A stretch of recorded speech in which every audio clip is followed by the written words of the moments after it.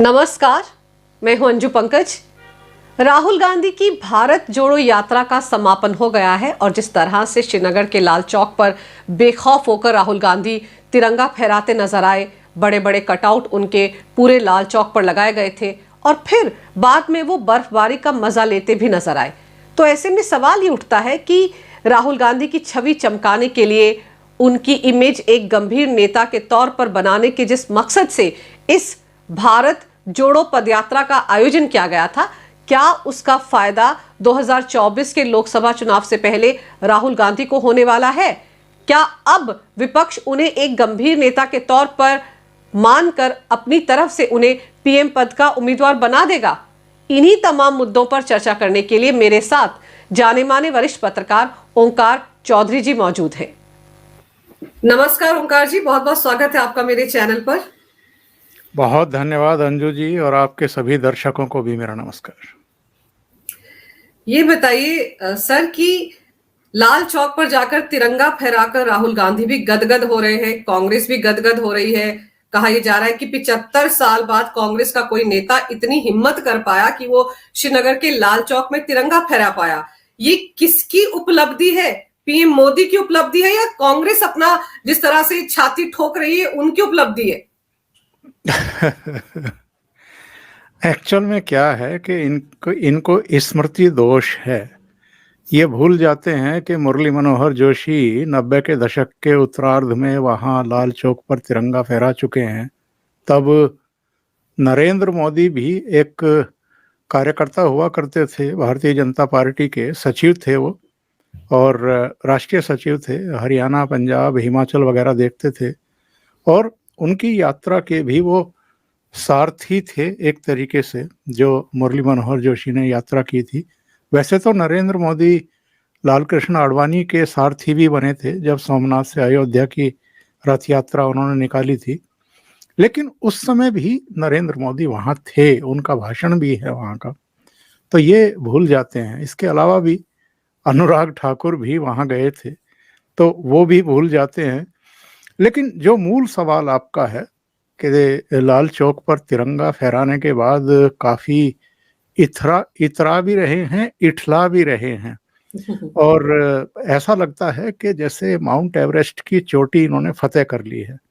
तो ये जो हुआ है, ये हुआ कैसे है?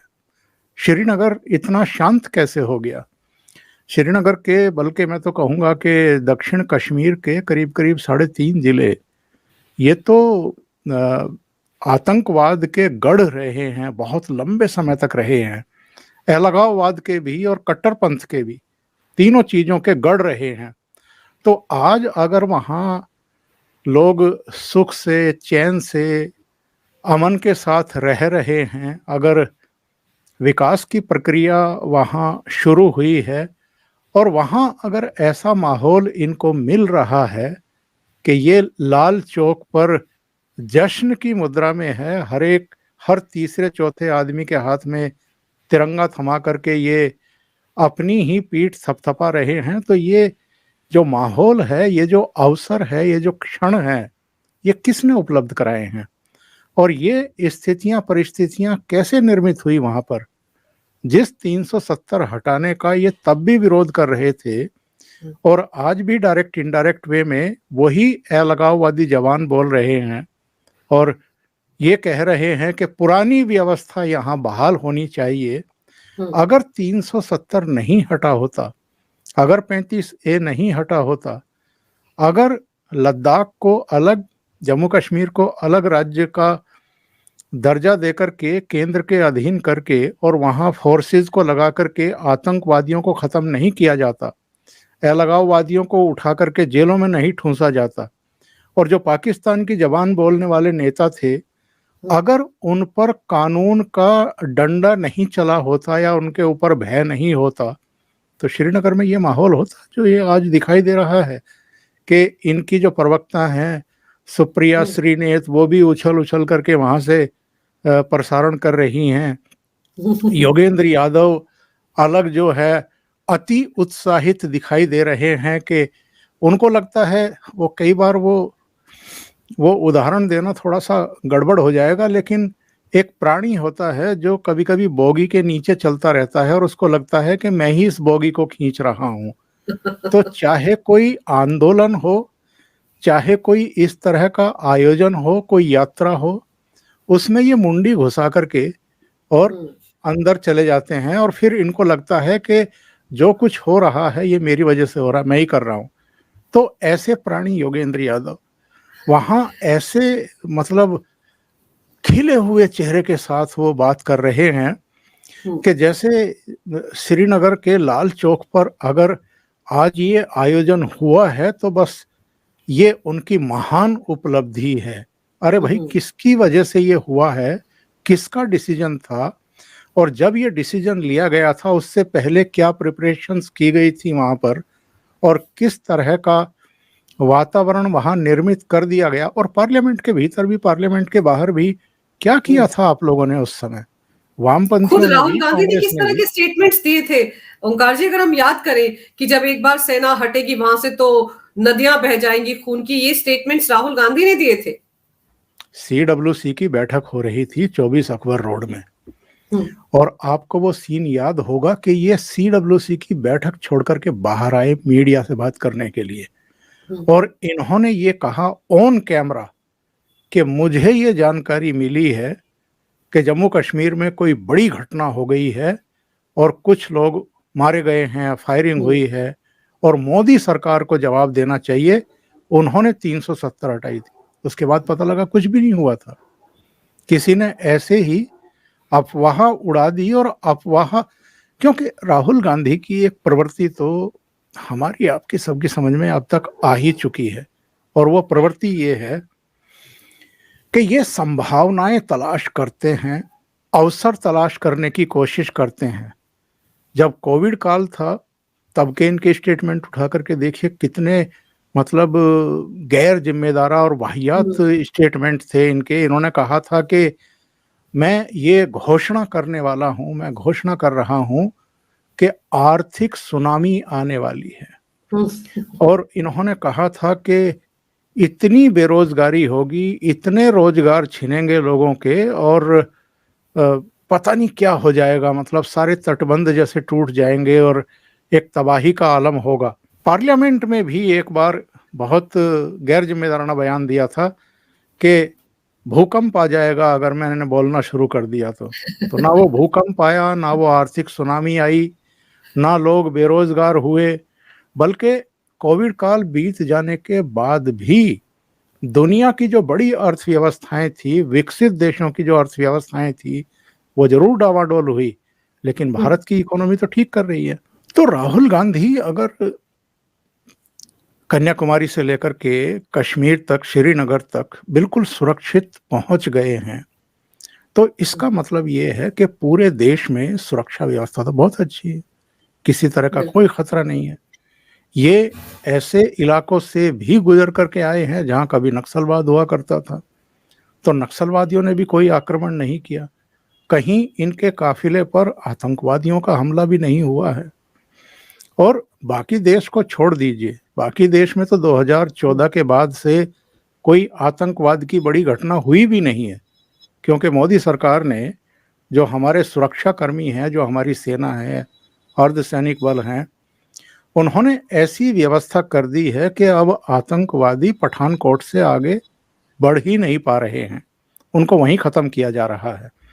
और जम्मू कश्मीर जहां ये जम्मू से एंटर किए और फिर श्रीनगर तक गए, अनंतनाग होते हुए गए ये, तो वहां भी हम्म, कोई खतरा नहीं हुआ है। इनको खुद ही डर लगा एक दिन कि साहब भीड़ ज्यादा हम्म, बुला ली है हमने और सुरक्षा हम्म, कर्मी उतने हैं नहीं। तो ये आपकी बेवकूफ़ी है, ये जम्मू कश्मीर शासन प्रशासन की नासमझी थोड़ा है या उनकी लापरवाही थोड़ा थी। आप हम्म, क्या साबित करना चाहते थे इतनी भीड़ बुला करके कि साहब जो सुरक्षा कर्मी लगाए गए थे वो नाकाफी लगने लगे आपको और आप इतने भयभीत हो गए कि उमर हम्म, अब्दुल्ला के साथ गाड़ी में बैठ करके वहां से निकल गए। मैंने अपने एक वीडियो में ये बताया था कि जब राहुल गांधी लोनी से एंटर हुए उत्तर प्रदेश में और बागपत, बड़ौत, शामली और कैराना होते हुए हरियाणा गए, तो लोनी में विधानसभा चुनाव में कांग्रेस के कैंडिडेट को कितने वोट मिले थे? 1200 वोट। हम्म, फिर आगे बागपत में मुश्किल से 1400 वोट, फिर बड़ौत में 1600 या 1200 के आसपास, और और इसी तरीके बीडीए से शामली में भी 2000 से कम वोट मिले थे। तो अगर इतने कम वोट मिल रहे हैं तो भीड़ इतनी कहाँ से आ रही है? मतलब इसी तरीके के कारनामे इन्होंने पूरे देश में किए हैं। अब आते हैं मूल सवाल पर, जो इन्होंने कहा था कि साहब सुरक्षा व्यवस्था अगर दुरुस्त है तो अमित शाह जो है वो लाल चौक से और जम्मू तक पैदल यात्रा करके दिखाएं। अभी इनके दिमाग पर असर रहेगा, कुछ समय तक रहेगा, कुछ महीने तक रहेगा, क्योंकि हम जब किसी बच्चे का ओवरऑल आकलन करते हैं, किसी बच्चे को आप कोई एक बात कहो और अगर उसको वो अच्छी लग जाती है तो वो कई दिन तक उसी बात को दोहराता रहता है, करता रहता है, उछलता रहता है। अभी इनकी हरकतें आप देखो, वहाँ पर ऐसा तो है नहीं कि बर्फीले जगहों पर ये पहले नहीं गए होंगे जिंदगी में। तो अभी राहुल गांधी के कुछ दृश्य हमें देखने को मिले हैं, जैसे वो अपनी बहन के ऊपर या दूसरे कांग्रेस कार्यकर्ताओं के ऊपर, नेताओं के ऊपर बर्फ फेंक रहे हैं। तो ये बर्फ फेंकने के दृश्य आमतौर पर हमें कब देखने को मिलते हैं? या तो अपने माता पिता के साथ छोटे बच्चे कहीं ऐसी बर्फ की जगह गए हों और वो मस्ती में आ गए हों, एक दूसरे के ऊपर बर्फ फेंक रहे हो, या जो न्यू कपल होते हैं हनीमून वगैरह मनाने के लिए जाते हैं, वो जब उन्मुक्त भाव से एक दूसरे के ऊपर प्यार से बर्फ वगैरह फेंकते हैं, उसके अलग आनंद लेते हैं।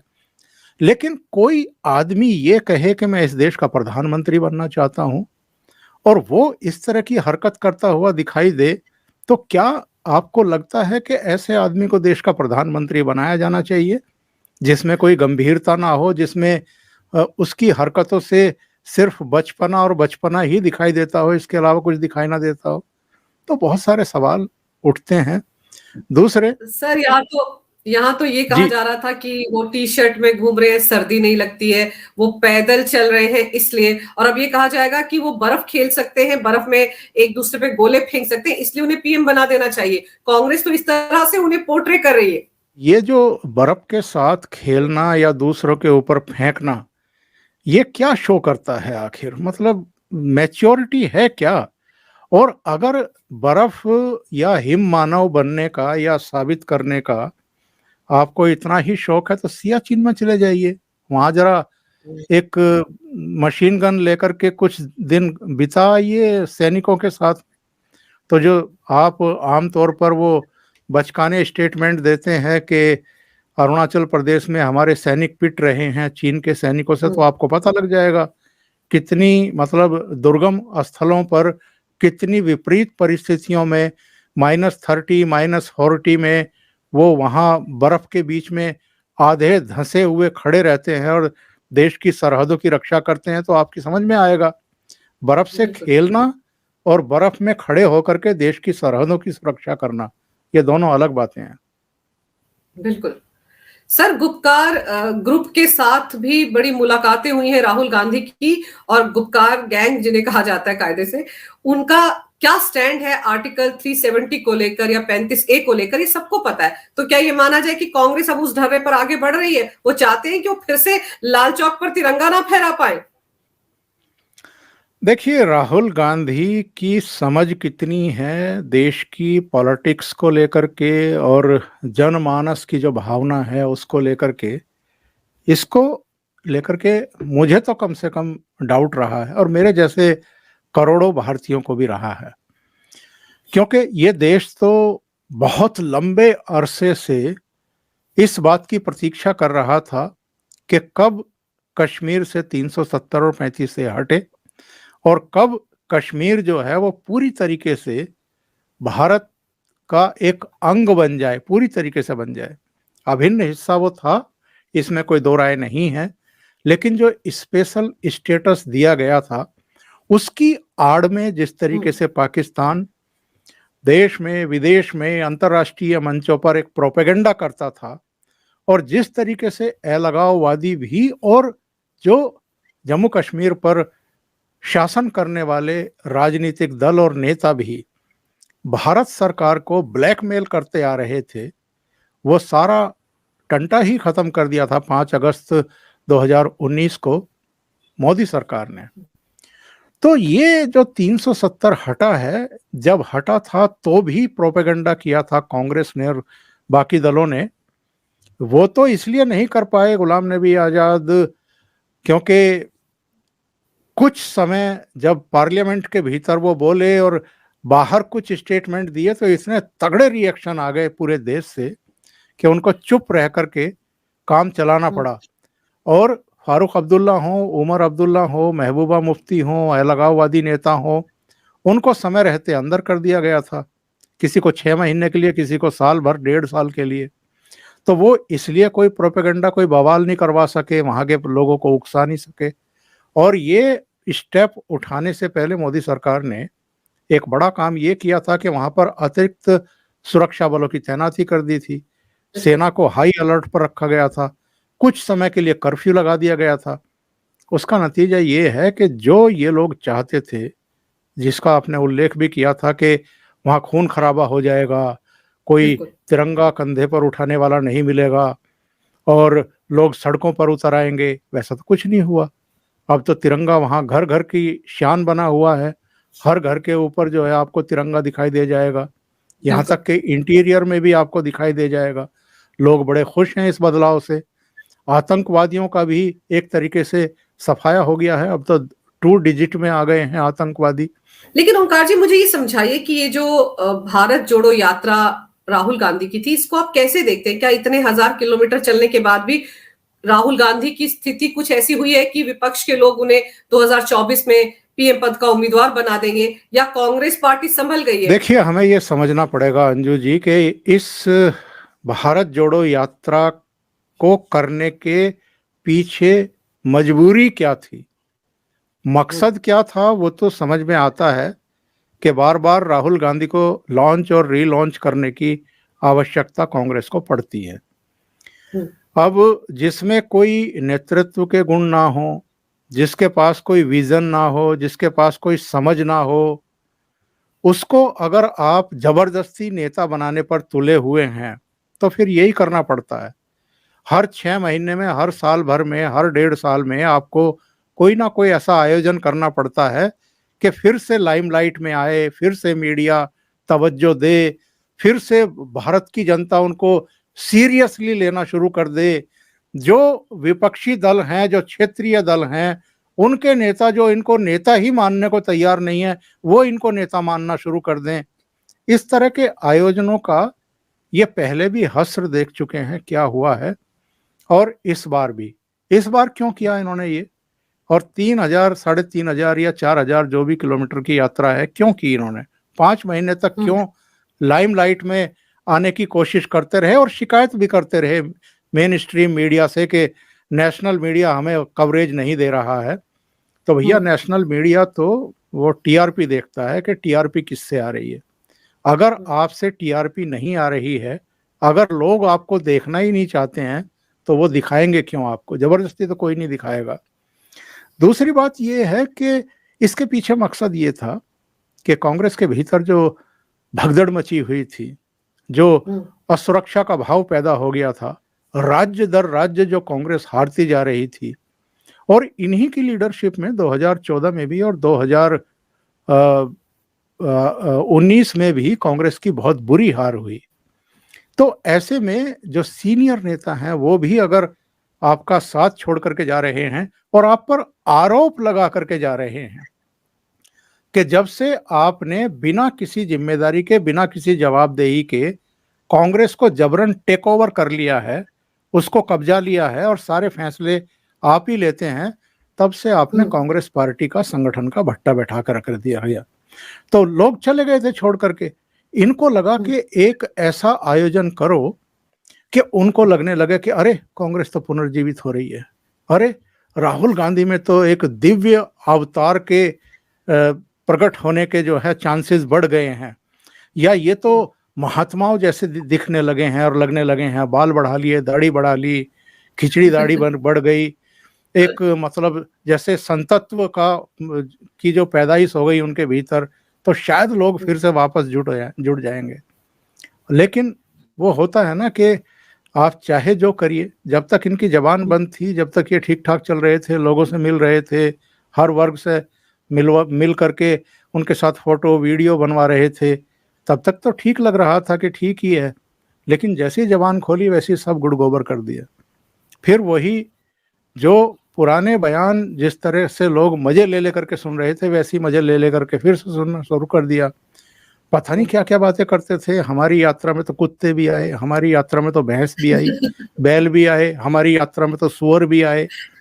फिर बोल दिया कुरुक्षेत्र जाकर के कि पांडवों के साथ तो अरबपति जो हैं नहीं थे, या ये कह दिया कि उन्होंने तो जीएसटी नहीं लगाई, यार ये कह दिया कि उन्होंने तो नोटबंदी नहीं की थी। अब 5000 साल पहले क्या रिजर्व बैंक ऑफ इंडिया था? 5 साल पहले क्या भ्रष्टाचार होता था या काला धन का साम्राज्य था? क्या 5 साल पहले आतंकवादियों को और नक्सलवादियों को जो काला धन था वो प्रोवाइड कराया जाता था, या समानांतर जो काले धन की व्यवस्था हो गई थी जिसके चलते नोटबंदी की गई थी, क्या पांडव काल में, महाभारत काल में ऐसा कुछ था? तो ये दिव्य दर्शन जो है महाभारत काल के, ये राहुल गांधी को ही हो सकते हैं। तो जो थोड़ा बहुत प्रयास कांग्रेस के थिंक टैंक अगर कोई है तो वो कुछ करते भी हैं, तो उस पर ये पानी फेर देते हैं। और जो एक छवि बनाने की कोशिश हो रही थी कि भाई एक सीरियस नेता, एक गंभीर नेता और एक जिम्मेदार नेता की एक छवि बनाओ इनकी, तो वो अभी आप देख लिया जो बर्फ फेंक रहे हैं एक दूसरे के ऊपर, तो वो कितने संजीदा हैं, कितने गंभीर हैं और कितने तैयार हुए हैं। मतलब 3,500-4 हजार किलोमीटर चल के भी एकमात्र उपलब्धि उनकी यही कही जाएगी कि टी शर्ट में उन्होंने यात्रा पूरी की। तो ये बहुत बड़ी उपलब्धि है राहुल गांधी की। लेकिन जिस तरह से शरद पवार राहुल गांधी की यात्रा को लेकर बड़े खुश नजर आ रहे, बड़ी तारीफें कर रहे थे उनकी। संजय राउत हमने सबने देखा कि कैसे कठुआ पहुंच गए यात्रा में शामिल होने के लिए, बड़ी बड़ी बातें उन्होंने वहां से की कि राहुल गांधी तो बड़े संजीदा नेता लग रहे हैं उनको। तो आपको लगता है कि कोई और राहुल गांधी की पैरवी करे या ना करे, लेकिन कम से कम शरद पवार की एनसीपी और ये जो उद्धव ठाकरे गुट है, ये राहुल गांधी की पैरवी कर सकते हैं कि भाई इन्हें भी जिम्मेदारी दी जा सकती है पीएम पद के उम्मीदवार की विपक्ष की तरफ से, ऐसा लगता है आपको? नहीं, शरद पवार से ये पूछा जाना चाहिए कि जब वो महाराष्ट्र में एंटर कर रहे थे उससे ठीक पहले एक बात आ रही थी कि साहब शरद पवार और उद्धव ठाकरे वो दोनों राहुल गांधी की अगवानी करने जाएंगे। तो ये दोनों क्यों नहीं गए? क्यों नहीं गए ये दोनों? अगर राहुल गांधी को ये इतना ही सीरियस मानते हैं 2024 में प्रधानमंत्री पद के लिए, तो फिर उनको नेता घोषित करें, दोनों मिलकर के स्टेटमेंट जारी करें कि राहुल गांधी हमारे नेता हैं। ऐसा स्टेटमेंट जारी करेंगे क्या शरद पवार और उद्धव ठाकरे? दोनों नहीं गए। इसका मतलब ये है कि ये राहुल गांधी को अपना लीडर मानने को, स्वीकार करने को तैयार नहीं है। और ये अकेले उद्धव ठाकरे और शरद पवार की बात नहीं है, इस देश के अधिकांश राजनीतिक दलों के नेताओं की यही स्थिति है। क्या नीतीश कुमार से जब सवाल किया गया था कि कमलनाथ ने बयान दे दिया है कि राहुल गांधी ही विपक्ष की तरफ से 2024 में प्रधानमंत्री पद के उम्मीदवार होंगे, तो नीतीश ने क्या कहा था, जिसको मीडिया ने गलत तरीके से इंटरप्रेट करके गलत व्याख्या की उनके बयान की? उन्होंने कहा था अरे हमको कौन ऐतराज है, लेकिन बैठ करके बातें तो करें। यानी लेकिन किंतु परंतु वहां थी। उन्होंने कहा था कि बैठ करके बात करें, मेरे नाम पर भी तो मोहर लगाएं, मैं भी हो सकता हूं। तो नीतीश ने भी सीधा जवाब नहीं दिया था।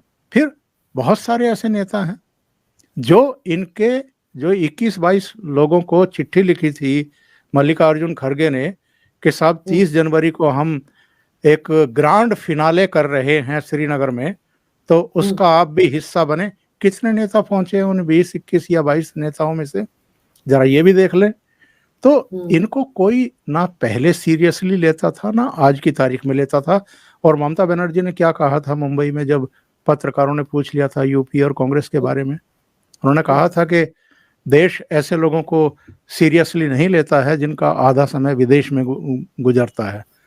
और देश तो अब हमारी तरफ देख रहा है। तो ममता बनर्जी को अलग गलतफहमी, केसीआर को अलग, अरविंद केजरीवाल को अलग, शरद पवार भी आज भले ही बयान दे रहे हों गुड़ी गुड़ी, लेकिन इन्होंने क्या किया था, इन्होंने भी प्रशांत किशोर को मुंबई बुला करके डिनर कराया था, लंच कराया था, फिर दिल्ली आए थे तो दिल्ली में भी उनको 2-3 बार बुला करके सलाह मशवरा की थी। यानी अपनी संभावनाएं तलाश कर रहे थे 2024 के लिए कि अगर मैं अपने आप को फेस लेकर के आ गया हूं तो कितने लोग मतलब मेरे पीछे खड़े होंगे।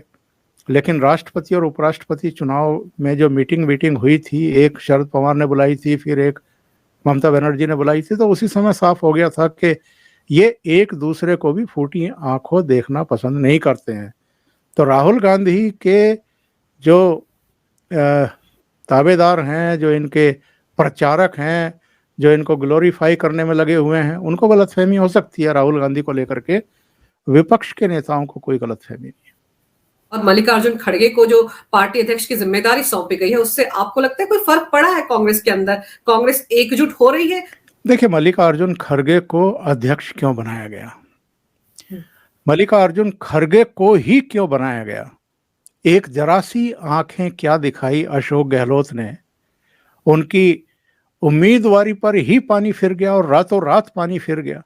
कहाँ तो सोनिया गांधी अशोक गहलोत को अध्यक्ष बनाने के बारे में, यानी अपना पद अशोक गहलोत को देने के बारे में लगभग फैसला कर चुकी थी, और कहाँ जरा सी अशोक गहलोत ने आंख दिखाई मुख्यमंत्री पद को लेकर के, तो उनको जो है खबर भी नहीं दी कि अब आप नॉमिनेशन दाखिल नहीं करेंगे, और मल्लिकार्जुन खड़गे को कह दिया गया कि आप जो हैं वो नॉमिनेशन दाखिल करिए, उनको ले आए।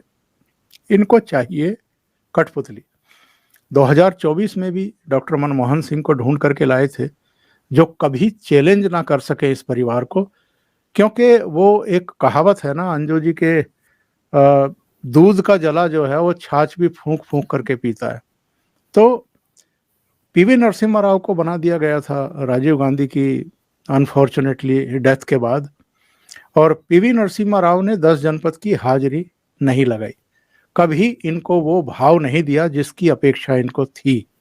और उनके साथ क्या व्यवहार किया इस परिवार ने, जब उनकी डेथ हुई, उनकी डेड बॉडी 24 अकबर रोड यानी कांग्रेस मुख्यालय के भीतर भी नहीं जाने दी, उनकी अंत्येष्टि भी दिल्ली में नहीं होने दी, उनकी अंत्येष्टि भी उनके गृह जनपद में हुई जाकर के।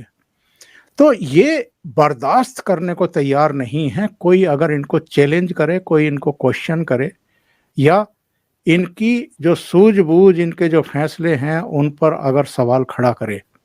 इसलिए आप देखते हैं कि बड़े बड़े दिग्गज जो हैं वो समय समय पर कांग्रेस पार्टी छोड़ करके चले गए।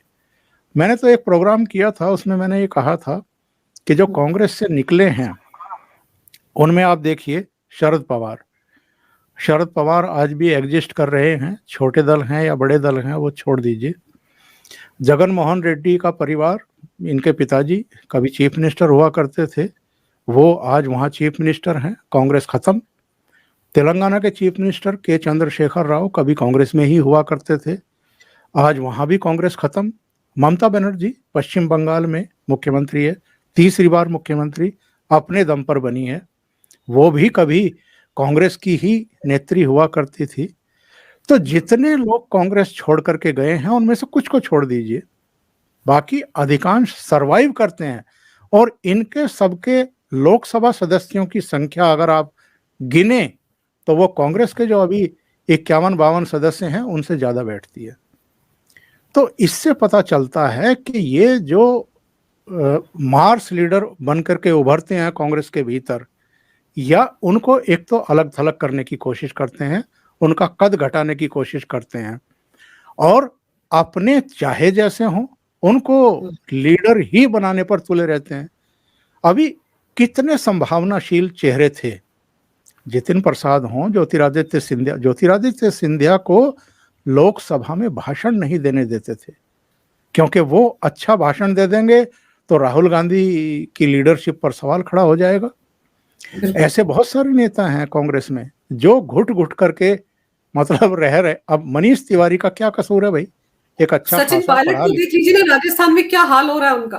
हाँ, मतलब एक पढ़ा लिखा आदमी है मनीष तिवारी। मनीष तिवारी को संसदीय दल का नेता बनाने के बजाय आप अधीर रंजन चौधरी को लेकर के आ रहे, ना जो ढंग से हिंदी बोल पाते हैं और ना उनकी समझ को लेकर के भी सवाल खड़े होते हैं।